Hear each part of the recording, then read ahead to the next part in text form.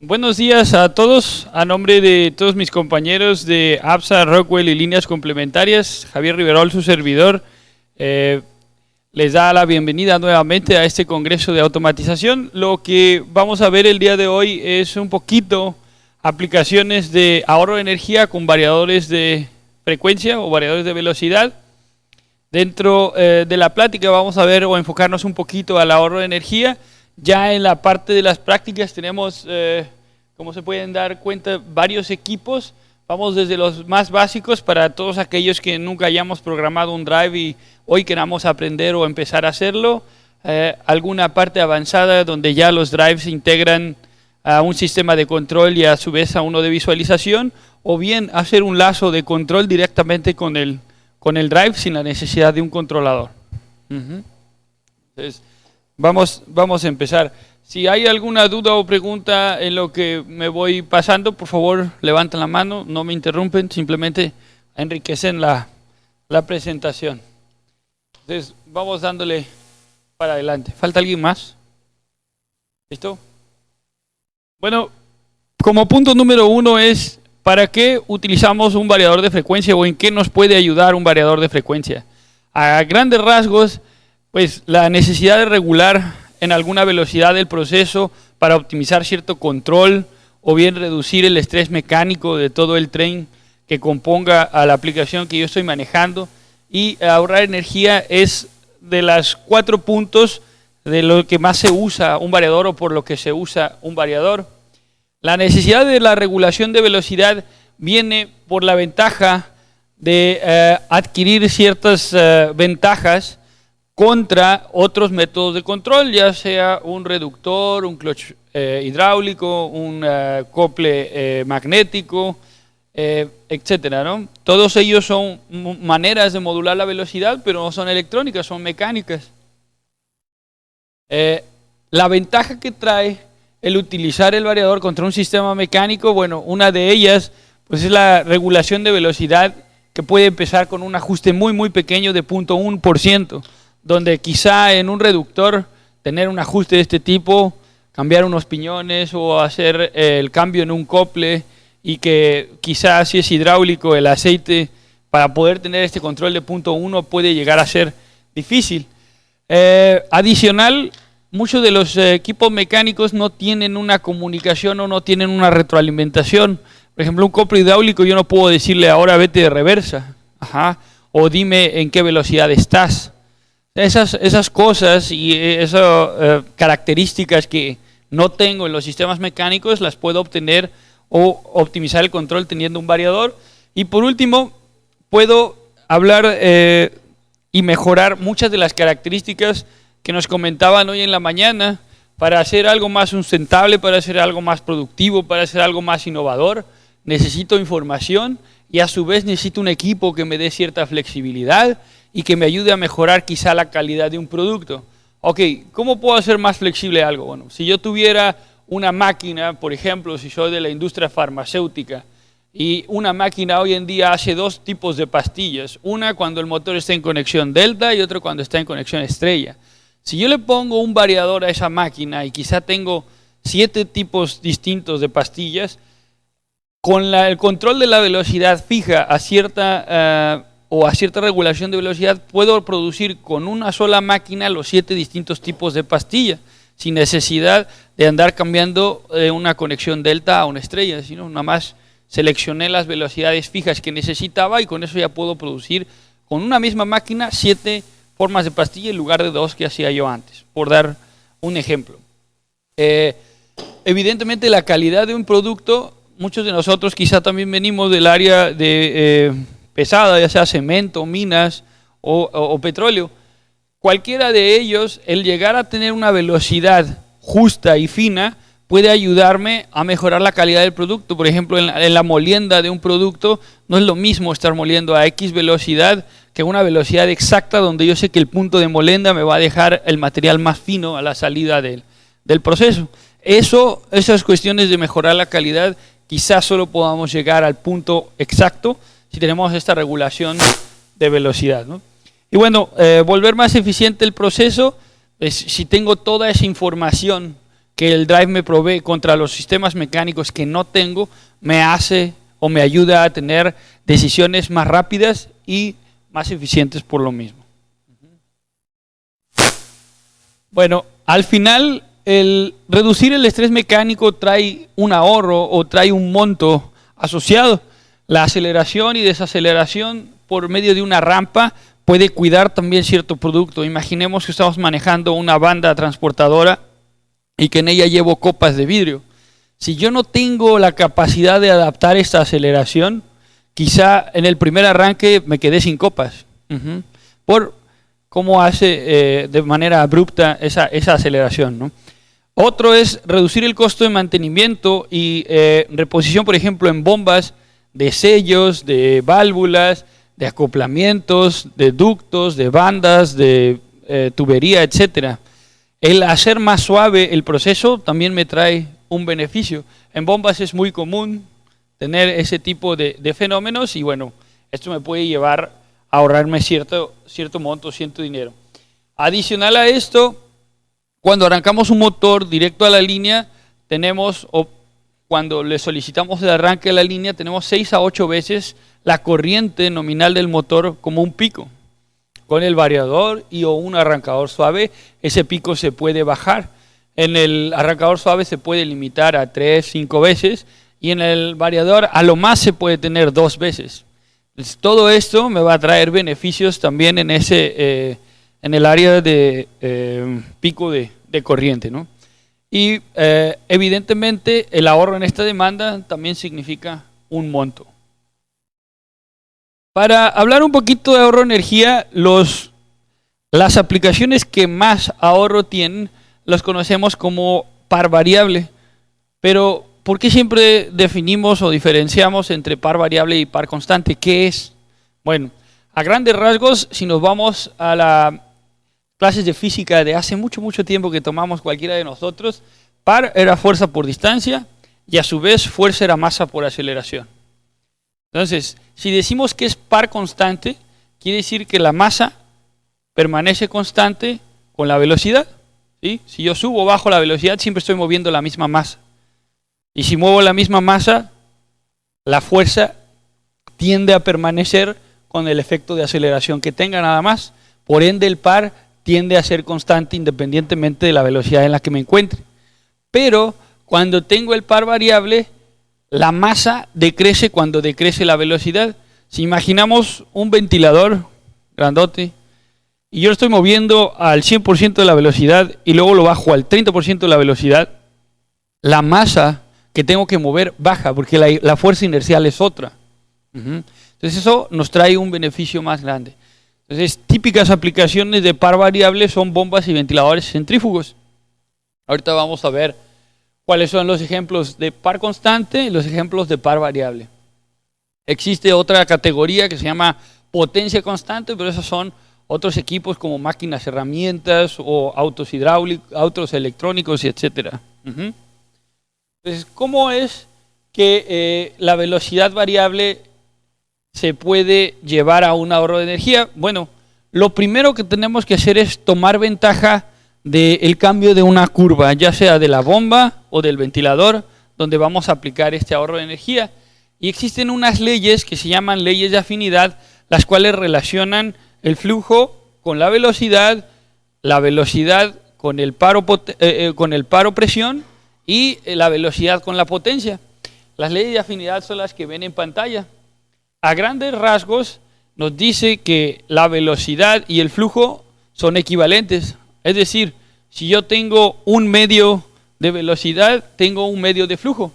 De esta manera, controlando la velocidad, puedo controlar el flujo ya sea de una bomba o de un ventilador de manera lineal. Y solo tengo que hacer las escalas iguales y listo. Como ley número 2 nos dice que la presión es igual al cuadrado de la velocidad o al cuadrado del flujo, porque quedamos que la velocidad y el flujo son iguales. Entonces, si yo tengo un medio de velocidad, ¿cuánta presión necesito? Un cuarto. Solo necesito un cuarto de presión para tener la mitad de la velocidad. Y por último, y más importante en este caso, porque nos brinda el ahorro de energía, es ¿cuánta potencia necesito a un medio de velocidad? Un medio al cubo es igual a un octavo. Entonces ahí es donde está el ahorro de energía de estas aplicaciones a grandes rasgos, en las aplicaciones centrífugas. Si quisiéramos ver estas mismas leyes en una gráfica, la azul nos indica el flujo o velocidad, la guinda nos indica el paro presión, y la potencia es la negra. Entonces, si me voy moviendo hacia la derecha en la corriente, es que, en la frecuencia, es que puede ir aumentando la velocidad al cubo, el paro presión al cuadrado y el flujo de manera lineal. ¿Sí? Ahora, específicamente en ventiladores o sopladores, ¿cómo se tiene el ahorro de energía y contra qué se compara? Bueno, hay varios métodos de control hoy en día. El más sencillo de todos y quizá el de los más usados sea el encendido y apagado. De hecho, a los que vivimos en una zona calurosa, todos los que usamos aire acondicionado, típicamente el control que hacemos es encendido y apagado. Tengo calor, lo prendo, tengo frío, lo apago. Y listo. Esa es toda la regulación que hacemos. Después hay otros equipos que se llaman persianas a la descarga o persianas a la salida. Estas persianas lo que hacen es modular el flujo de tal forma que aunque yo tenga el motor girando a toda su velocidad, con las persianas voy a obstruir el flujo para que solo salga el necesario, no más, no menos. Y hay un tercer método que se llama controla la succión, que es a la entrada del ventilador. En lugar de estar aquí a la salida, está aquí a la entrada donde toma el aire del exterior típicamente. O de interior mina o de alguna otra aplicación. Lo que estamos haciendo aquí es que por estos pequeños álabes estoy bloqueando o dejando pasar cierto flujo para que a su vez el ventilador lo empuje hacia otro lugar. Entonces, ¿cómo se comporta? Me regresé.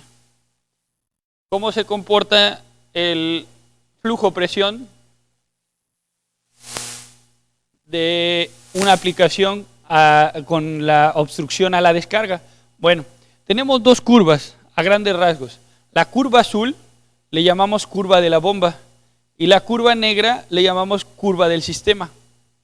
En ventiladores esa curva de sistema está dada por los ductos que lleve el ventilador y la curva del ventilador evidentemente está dada por el fabricante del mismo ventilador. Cuando estas dos curvas intersectan, aquí se tiene el punto de operación nominal, al 100% de flujo, el 100% de presión. Cuando yo obstruyo o bloqueo la descarga de ese ventilador, la curva que empiezo a mover sin darme cuenta es la curva del sistema. Toda vez que empiezo a querer bajar el flujo, tengo como un efecto un aumento de presión, pero ese aumento de presión mucha gente lo vemos como, ay, pues si varías la velocidad a lo mejor se te cae la presión. Sí, definitivamente se va a caer la presión, pero es presión que no necesitamos. Esta presión es un efecto secundario de bloquear la descarga. Entonces por eso tenemos esa excesiva presión, pero lo que hace esa excesiva presión es que hace que le cambiemos la eficiencia a nuestro ventilador. Lo que estamos haciendo es que toda vez que bajamos ese flujo, aumenta esa presión y la eficiencia del ventilador también decrece. Y a grandes rasgos, ¿qué era la eficiencia? ¿Perdón? Consumo de energía. Es cómo consumo la energía, ¿sí? Si yo eléctricamente estoy dando 100%, ¿cuánto estoy sacando mecánicamente? Si hoy en día de eficiencia nominal el ventilador tuviera 70%, quiere decir que del 100% eléctrico que yo meto, saco 70% mecánico. Cuando empiezo a variar el flujo, puedo llegar a 50, a 60, y entonces toda esa energía que estoy haciendo llegar al motor, que a su vez es el actuador que hace mover el ventilador, la estoy consumiendo de manera más ineficiente. Es ahí donde viene y por qué el ahorro de energía. ¿Vale? Asimismo, cuando ahora controlo a la succión o a la entrada del ventilador, ahora sí empiezo a mover la curva del ventilador, si se dan cuenta. Sin embargo, la muevo desde el mismo punto inicial, la curva del sistema permanece Y ahora sí voy bajando la presión toda vez que va bajando el flujo. El efecto aquí es que el consumo de potencia es casi lineal con el flujo requerido. Al 60% de flujo más o menos tengo el 60% de potencia. ¿Vale? Pero, ¿qué pasa cuando yo coloco un drive? ¿Qué sucede? ¿Está animado o no? Bueno, cuando yo coloco un drive, lo primero que hago es tomar ventaja del cambio de la curva del ventilador y tengo que modular por medio de un perfil de carga que ahorita vamos a definir qué es, de tal forma que ya no es desde el mismo punto inicial como era cuando estaba en la succión, ni estoy moviendo la curva del sistema cuando era que estaba en la descarga. En este momento solo doy la presión necesaria al flujo necesario, no más y no menos. Y el efecto que tenemos en la curva de potencia es que vamos a consumir solo 1/8 de la potencia necesaria al flujo necesario. ¿Vale? Entonces, si yo operara al 60% de flujo, necesitaría por ahí del 21.6%, 22% de potencia. ¿Vale? Hay cierta potencia que es fija. Mover la flecha del motor, esa potencia no me la voy a quitar. Mover el rodete del ventilador, esa potencia no me la voy a quitar. Pero la parte variable es la que estamos analizando acá. ¿Vale? Entonces, un perfil de carga, o lo que llamamos perfil de carga de operación, se tiene que definir para poder hacer bien una estimación o estudio de ahorro de energía. Es más o menos relacionar qué tiempo opero a qué porcentaje de carga. Con esos tiempos es que podemos estimar un ahorro de energía. Entonces, por ejemplo, dado el caso, el 10% del tiempo estamos al 40% del flujo, 40% del tiempo al 60%, 40% al 80% y 10% al 100%. Entonces 40 más 40, 80 más 10, 90 más 10, 100. Y el 100% del tiempo puede ser 1 año, 6 meses, 3 años, etc. El tiempo que queramos nosotros analizar ese retorno de inversión. Y el cómo se realiza la comparativa es, bueno, se tienen dos curvas. La curva aquí, por ejemplo, de obstruir a la descarga o a la salida, se llama persiana de salida, es esta curva. Y la curva con la cual operaría el variador, que es la de aquí abajo. Todo el espacio que está aquí en medio, ¿qué es? Ahorro de energía si pusiste el drive. Si no pusiste el drive, es energía que estás desperdiciando. ¿Vale? O que tienes un área de mejora ahí, y como lo vimos hoy en la mañana, lo que queremos toda vez es empezar a producir con menos costo y que la energía tenga un costo menos asociado a la productividad de cierto material. Algunas fórmulas de cómo calcular la potencia en los sopladores o ventiladores. Lo que va cambiando, como se pueden dar cuenta, es cómo se mide la presión y el flujo. Y estas son mediciones reales de un ventilador. Un ventilador de 40 caballos. Aquí estamos, si se dan cuenta, a 60 Hz, es decir, a la velocidad plena. Tenemos 28.1 kilowatts o 29 kVA, ¿sí? Y aquí tenemos el voltaje y aquí tenemos la corriente. Esto es midiendo, obviamente, a la entrada del variador, que es lo que la red realmente va a ver. Entonces, tenemos aquí ahora, ya se movió, aquí está a 50 Hz, este debe ser 5, está a 50 Hz y aquí está ya a 45 Hz, ¿sí? Ustedes ven aquí 60 porque seguimos midiendo del lado de la línea, ¿sí? Pero esto es lo que realmente le estamos dando al motor y como se pueden dar cuenta, solo bajar 15 Hz nos puede dar un beneficio de ahorro de energía sustentable. No es necesario llegar a la mitad o 30% del ventilador.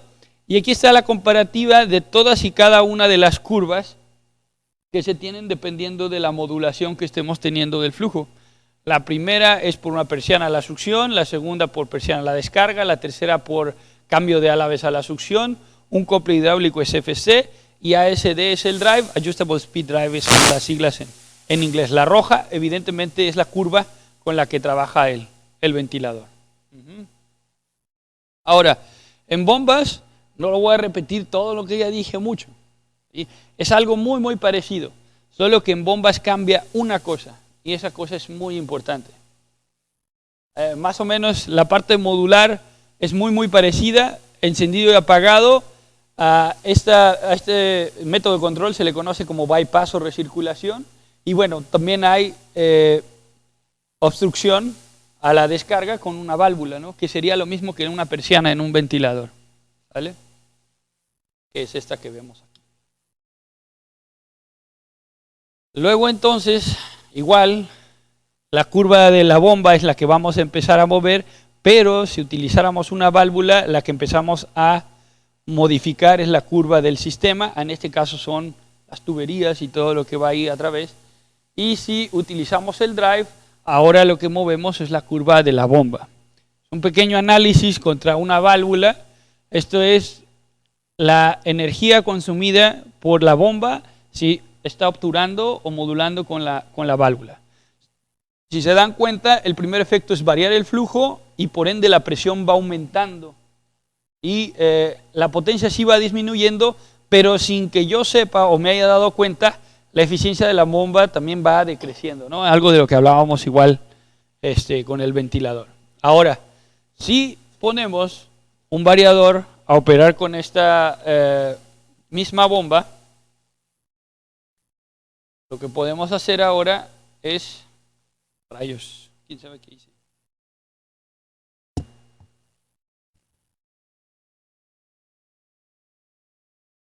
Ahora cambiamos la curva de la bomba y el beneficio que vamos a tener con la válvula es el siguiente.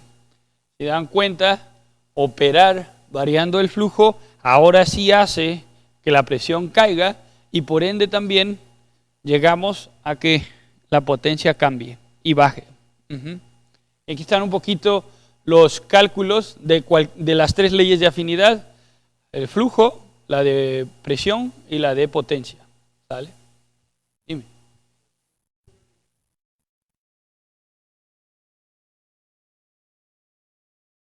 Constante. Sí, la pregunta es, ¿qué pasa si requieres mantener ese flujo constante?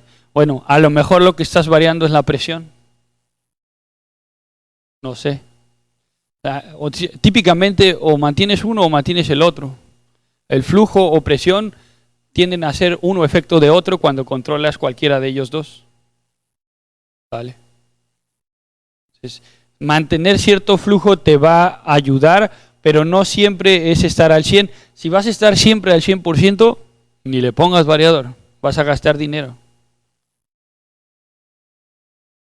No, realmente no es comprar hoy un motor para luego meterle un variador. Es si hoy en día yo tengo una bomba y esa bomba no la estoy usando al 100%, sino la estoy obturando con una válvula, ahí hay una oportunidad de ahorro de energía. Ajá.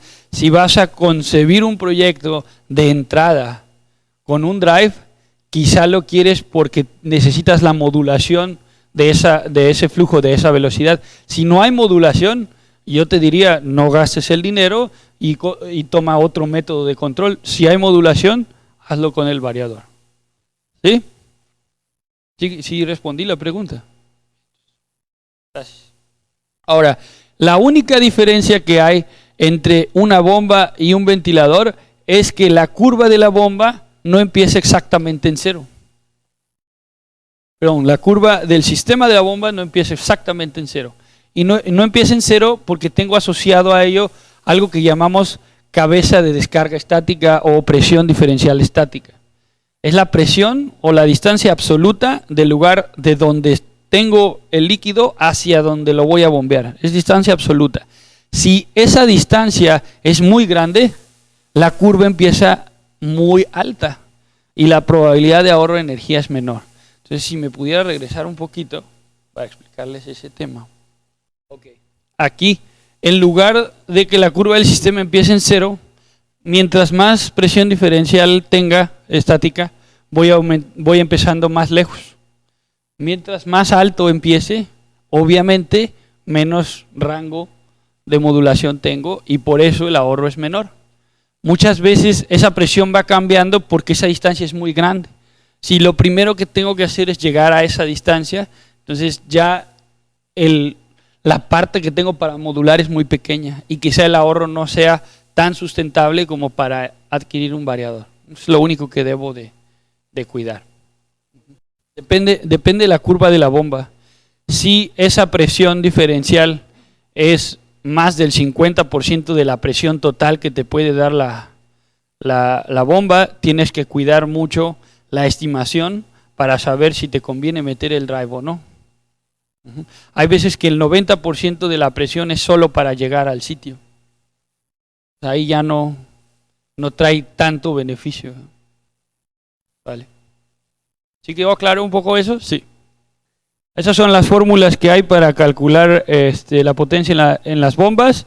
Es la misma gráfica que teníamos hace ratito con los ventiladores, pero ahora con las bombas, si se fijan, en todos ellos nunca empiezo desde cero. Y es por la presión diferencial estática que tenemos al principio. Si alguien está interesado en poder estimar un ahorro de energía en una bomba o en un ventilador, hay herramientas que tenemos bajo esta liga. En esta liga solo se registran, ponen el número de tarjeta de crédito y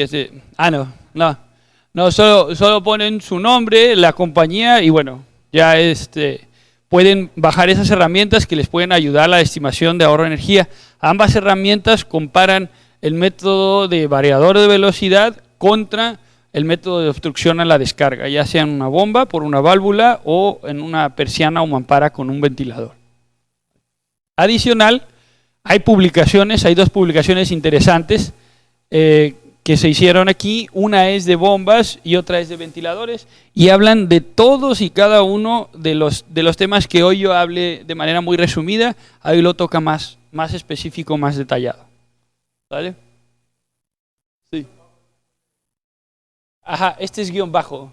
Energy-savings. A grandes rasgos, esa era un poquito toda la plática.